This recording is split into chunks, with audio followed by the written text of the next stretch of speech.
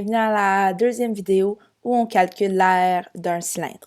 Avant qu'on commence, je voudrais juste vous rappeler que si vous n'avez pas déjà si vous n'êtes pas déjà abonné à ma chaîne YouTube, s'il vous plaît, faites-le.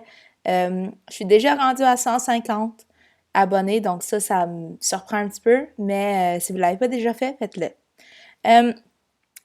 Ici, on veut calculer l'air de ce cylindre-là.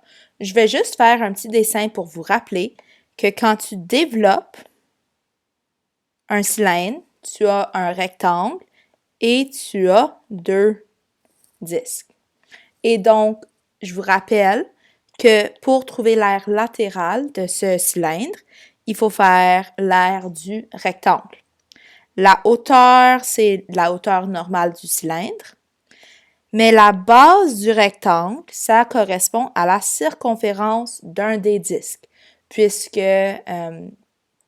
quand tu l'enroules, le disque va faire tout le tour du rectangle. Donc ça, c'est juste un petit rappel.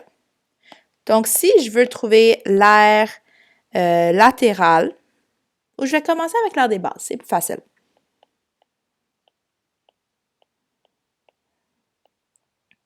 Donc ici, je vous rappelle, une base, c'est un disque. Et donc, mais ce qu'on voit ici, c'est qu'on ne nous donne pas le rayon, on nous donne le diamètre. Donc, si le diamètre, c'est 16 cm, ça implique que mon rayon, c'est 8 cm. Donc, si je veux calculer l'aire d'un disque, je vous rappelle, c'est pi fois le rayon au carré. Mon rayon ici, c'est 8. 8 au carré, c'est 64. Et 64 fois pi, si je fais le calcul, ça me donne 201,06. Mais ça, c'est seulement l'aire d'un disque. Puis nous, on en a deux. Donc, pour trouver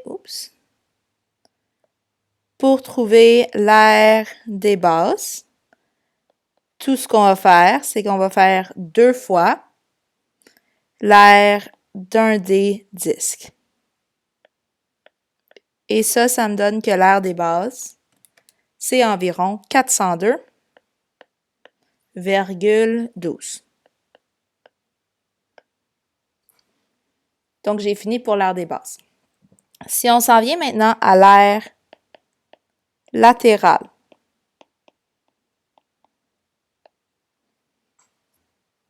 je vous rappelle, la formule de l'aire latérale, c'est la formule d'aire d'un rectangle dont la base, c'est la circonférence. Donc, j'utilise la formule de la circonférence fois la hauteur.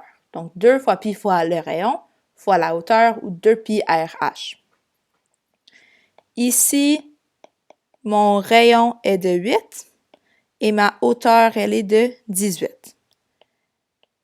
Donc, si je fais 2 fois 8 fois 18, ça me donne 288 pi. Et là, désolé, et là, si je multiplie 288 fois pi, ça me donne 904,78. Et donc, ça, c'est mon aire latérale.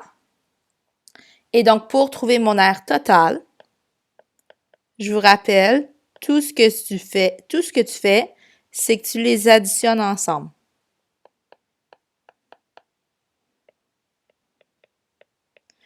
Et moi, ce que je vais faire, c'est je vais garder les nombres exacts que j'ai eu sur ma calculatrice. Je les additionne ensemble et ça me donne 1306,90 cm². Donc, l'aire des bases, c'est 402,12. L'aire latérale, c'est 904,78. Et pour trouver l'aire totale, il faut juste que je les additionne ensemble. Donc, j'espère que cette vidéo vous a aidé un petit peu tout le monde, puis on se revoit bientôt. Bonne journée!